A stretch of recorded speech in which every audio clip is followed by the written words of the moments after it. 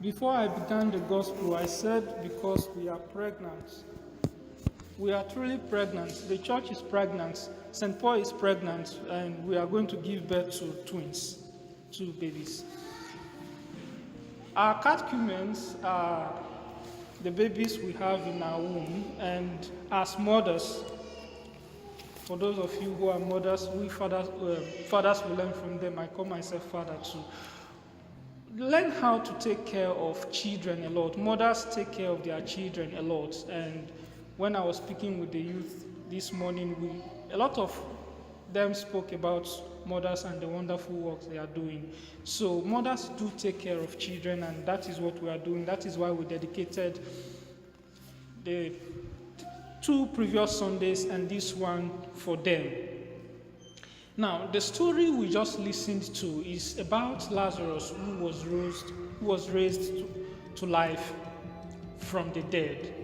Now, quickly before I go on to say what I want to talk about this morning, the Jews believe that once it has exceeded 3 days after death, it is impossible for the dead to rise again.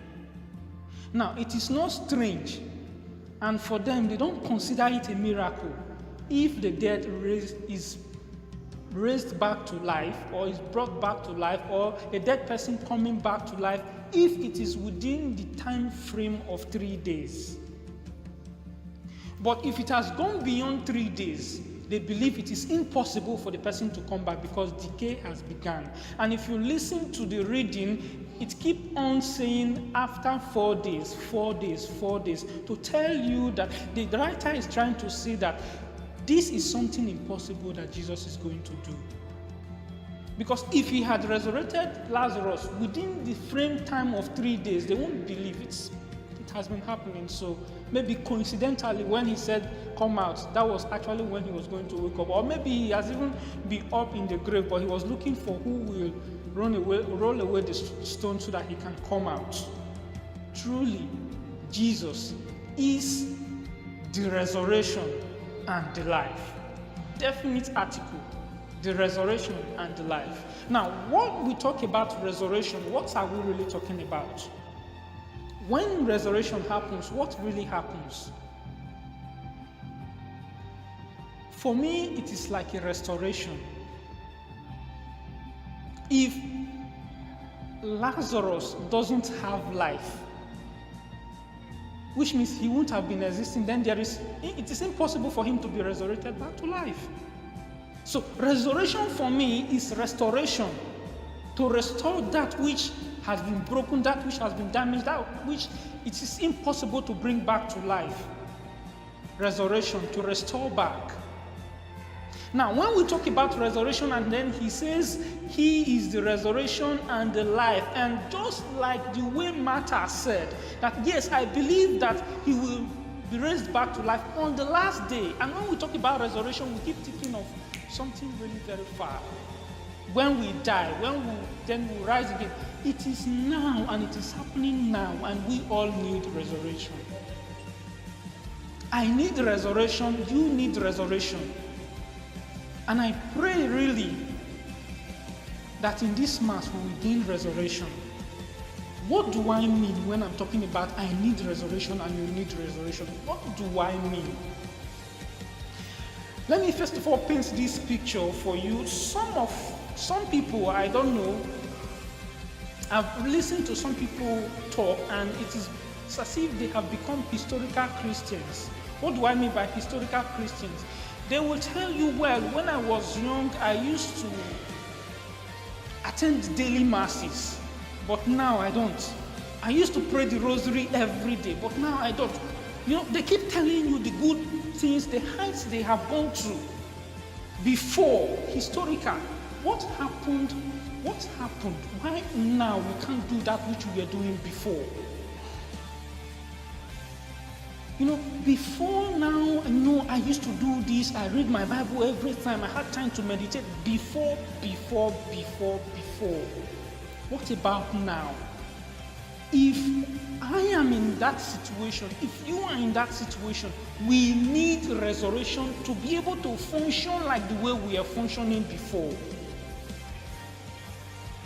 So we need resurrection. We need to come back to life. To be able to function like the way we were functioning before, we need resurrection.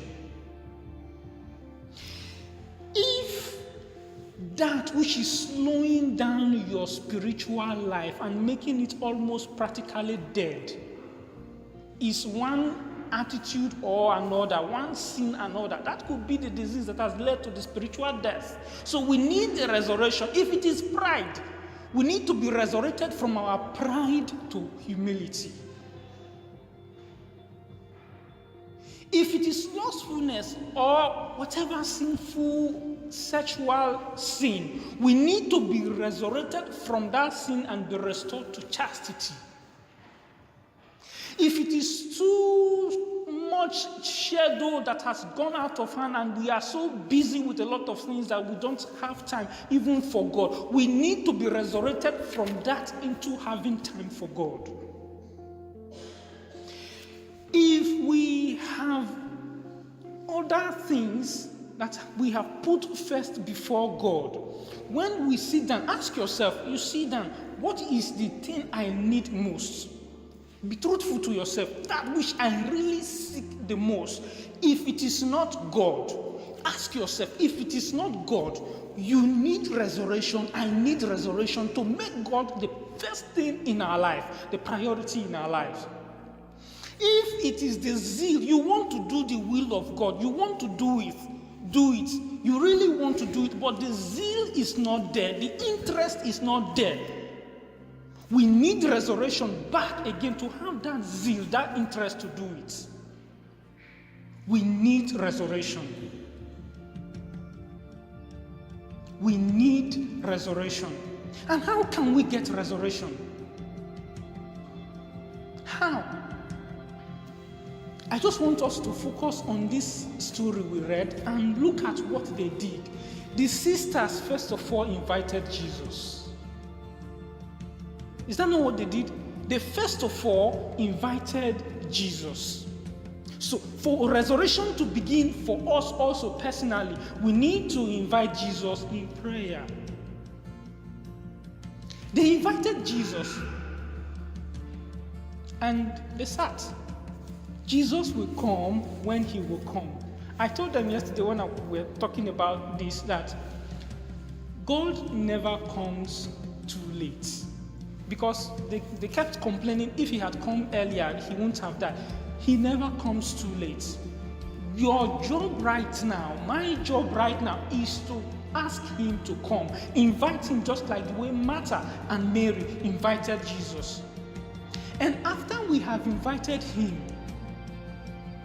the next thing we need to do is to welcome him, which they also did. They welcomed Jesus. And when they welcomed Jesus,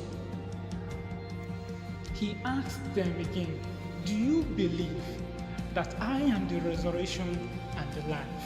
They said yes. We need to apply faith also. We need to apply faith in our welcoming of him and believing truly that he is the resurrection and the life.